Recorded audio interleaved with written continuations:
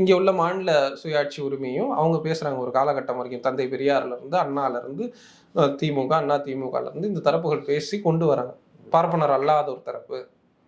அப்போ இந்த பக்கம் வந்து நாமெல்லாம் தமிழர்கள்னு ஒரு பக்கம் வந்து ஒரு அணிதிரட்சி, யார் தமிழ் தேசிய தரப்புகள்லாம் நாமெல்லாம் அணிதிரட்சி. இன்னொரு பக்கம் பிஜேபி போன்ற தரப்புகள் நாமெல்லாம் இந்துக்கள்.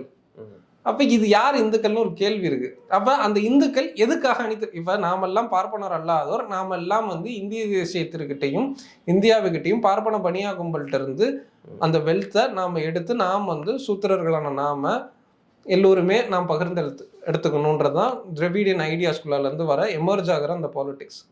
நாமெல்லாம் இந்துக்கள்னு சொல்றோம். அப்ப அந்த இந்துக்கள் யாருன்ற ஒரு கேள்வி இருக்கு. அந்த இந்துக்களுக்கு வந்து முஸ்லீம்களை வெறுக்கும் போது மட்டும், இல்ல முஸ்லீம்களை வெறுத்து பேசும்போது மட்டும்தான் இந்துக்களா இருக்கிறாங்க. மற்ற நேரத்துல எல்லாருமே என்னவா இருக்கிறாங்க? இல்ல மற்ற நேரத்துல அந்த இந்துக்களோட பிரச்சனைகளுக்கு பிஜேபி எங்கேயாச்சும் முகம் கொடுத்துருக்கிறா? அவர்கள் சொல்லக்கூடிய இந்து ஐடியா நான் அதை அக்செப்ட் பண்ணல. நான் அவர்களை தமிழர்களா பாக்குறேன், இல்ல அந்த சாதியா பாக்குறேன், இல்ல திராவிடனா பாக்குறேன், இல்ல திமுக அண்ணா திமுக காரனா பார்த்துட்டு போறேன். அப்ப அந்த இந்துக்களுக்கான அவர்கள் சொல்லக்கூடிய இந்துக்கள், ஏன்னா அது என்னவா இன்னைக்கு இந்தியன் பாலிடிக்ஸ்ல எமர்ஜ் ஆயிருக்கு கடந்த 30 வருஷத்துலன்னா, திமுக கூட எங்க கட்சியிலையும் வந்து 80% இந்துக்கள் இருக்கிறாங்க பேசுறாங்க.